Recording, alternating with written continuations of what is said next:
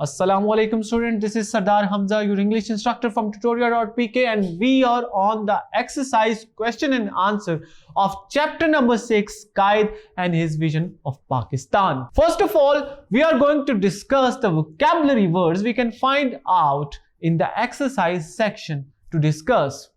The first word here is aptitude.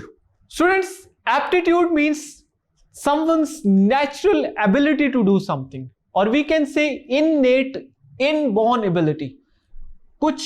किसी इंसान की कुछ पैदाइशी एबिलिटीज होती हैं, for example singing, for example painting, for example poetry.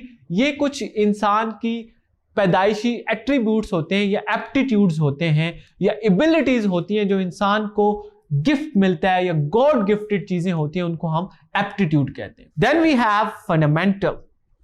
Student, fundamental को हम किसी चीज की बेसिक कहेंगे या किसी भी चीज का बहुत इंपॉर्टेंट पार्ट, और we can say essential part of anything को हम फंडामेंटल कहेंगे. Then we have enormity. Students, enormity हम किसी चीज की सीरियसनेस को कहेंगे. फॉर एग्जाम्पल कोई बात है या कोई टास्क है तो उसकी इनॉर्मिटी का मतलब है उसकी सीरियसनेस और उसकी चैलेंजिंग नेचर. ये दोनों चीजें हम इनॉर्मिटी के सिनोनिम्स के तौर पे ले सकते हैं, विच मीन्स कि seriousness and challenging nature. Next we have overwhelmed. Overwhelmed means something which is affected deeply, जिसपे बहुत ज्यादा असर हुआ हो, डीपली असर हुआ हो, उसको हम ओवरवेल्म्ड कहेंगे. इंग्लिश में हमारे पास इसके लिए एक मुनासिब वर्ड है, वो है affected deeply. Then we have pivot. Pivot को स्टूडेंट हमने पहले भी डिस्कस किया है. Pivot means the central point, और we can say the central theme, और we can say central idea, और we can say something which is most important. किसी भी चीज का सेंट्रल हिस्सा या इंपॉर्टेंट हिस्सा को हम पिवट कहेंगे. Then we have numerous.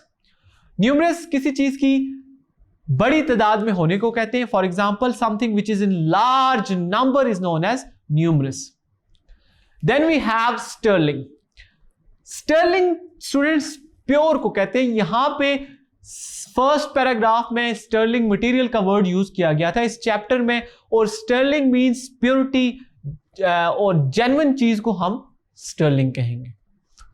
So these are the words which are described in your vocabulary section. I hope you understand the meanings of these words. Let's move to the next question.